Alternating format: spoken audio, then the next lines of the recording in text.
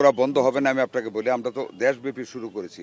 যে দিন টিকাটা দেব সেই দিন থেকে 4 উইকস টাইম লাগবে অ্যান্টিবডি ক্রিয়েট হইতে, কাজে আপনাকে ওই টাইমটুকু দিতে হবে।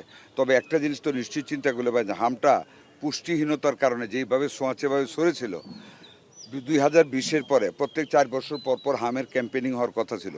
বিগত সরকারগুলি টিকা কালেক্টও করে নাই, সেই ক্যাম্পেনিংটা করে নাই। না করার কারণে 0 এজ থেকে 5 বছর পর্যন্ত একটা বিরাট সংখ্যার বাচ্চা আনভ্যাকসিনেটেড রয়েছে।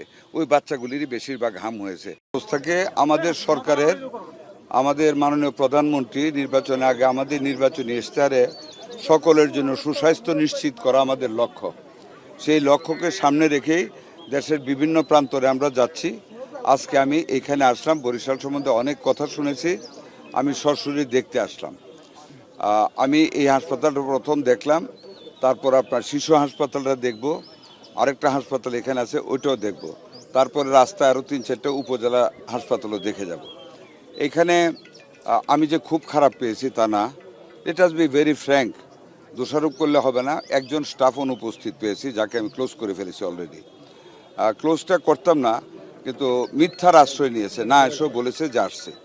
এই মিথ্যা কথার জন্য ওকে ক্লোজ করে ফেলেছি। He is under staff ticket counter. 1 2 number যে জিনিসটা সবচেয়ে বেশি পেয়েছে, আমার মহিলা মায়েরা তারা একটা কমপ্লেন করেছে, তারা সকালে যখন এখানে আসে ডাক্তার এখানে আউটডোরে দেরিতে আসে, এটা আমি লুক আফটার করতেছি। দ্বিতীয় যেটা সবচাইতে খারাপ, সেটা হলো এখানে স্থানীয় ক্লিনিকগুলির কিছু দালালরা এসে এখান থেকে রুগীদের বাগিয়ে নিয়ে যায়, মিথ্যা কথা বলে যে এখানে এই নাই সেই নাই, নানান কথা বলে। এই দালালদেরকে গ্রেফতার করার জন্য আমি এখানে আমাদের গোয়েন্দা নজরদারি করার জন্য বলেছি, এবং প্রয়োজনে যত দালাল আছে সব গ্রেফতার করা হবে। চতুর্থত, হাসপাতালের ভিতরে অনেক ময়লা আবর্জনা, অস্বাস্থ্যকর পরিবেশ পেয়েছি। ডিসি মহোদয় এখানে আছেন, এবং আমি তত্ত্বাবধায়ককে বলেছি আজকের ভিতরে নোটিশ করবে, আগামীকালের ভিতরে স্পট টেন্ডার করে অকশন দিয়ে সমস্ত মালামাল এখান থেকে সরিয়ে এটা একটা ক্লিন পরিবেশ করবে। বাথরুমের অবস্থা খুব ভালো না, একটা বাথরুম কাজ করতেছে পেয়েছি, বাকিগুলি কাজ করবে।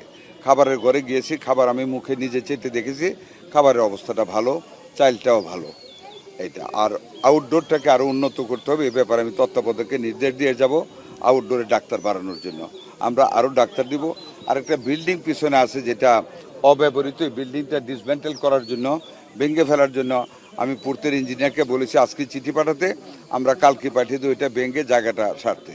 একটা কথা আপনাদেরকে বলি, একটা শিশু হাসপাতাল এখানে বিল্ডিং পড়ে আছে, আলহামদুলিল্লাহ দোয়া করবেন, দেখতে আসছি। এটা আগামী 3-4 মাসের ভিতরে আমাদের মাননীয় প্রধানমন্ত্রীর সাথে গতকালও মিটিং হয়েছে, আমরা পূর্ণাঙ্গভাবে চালু করার চেষ্টা করব, যাতে করে আমাদের বরিশালবাসী, দক্ষিণ এলাকার মানুষ যাতে ভালো সেবা পায়, শিশুরা যাতে চিকিৎসা পায়, ওইটারও আমরা ব্যবস্থা করবো ইনশাল্লাহ।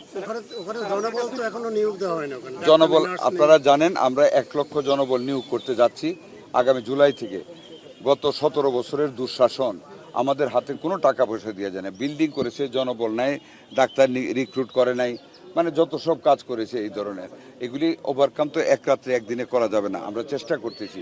এই যে একটা হাম রেবেলা গেল, আমরা কিন্তু আপ্রাণ চেষ্টা করেছি আপনাদের সহযোগী, একটা ভ্যাকসিন আমাদের হাতে ছিল না। ওই দিন আপনার ইউনিসেফের রানা ফ্লাওয়ার, যিনি কান্ট্রি রিপ্রেজেন্টেটিভ, উনি একটা কথা বলেছে ওনাদের মিটিংয়ে, যে পৃথিবীর ইতিহাসে বাংলাদেশে এবার যে রেকর্ড করেছে, যে অল্প দিনে এতগুলি ভ্যাকসিন কালেকশন করেছে, পৃথিবীতে আর কোনো দেশ পারেনি।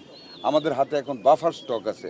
আপনারা বরিশাল, আমি আপনারা জানেন কিছুদিন আগে 12 তারিখ থেকে বরিশাল সিটি কর্পোরেশন আমরা ভ্যাকসিন দিয়েছি, আমরা কাভার করেছি 100% কাভার হয়েছে না তত্ত্বাবধায়ক সাহেব? 100%ই প্রায় হয়ে গেছে। এবং এইখানে আল্লাহর রহমতে এটা দেওয়ার পরে এখন আমাদের রুগীর সংখ্যাও কমে এসেছে। আমরা চেষ্টা করতেছি, আপনারাও খেয়াল রাখবেন, আমরা কিন্তু আপনাদের পজিটিভ সমালোচনা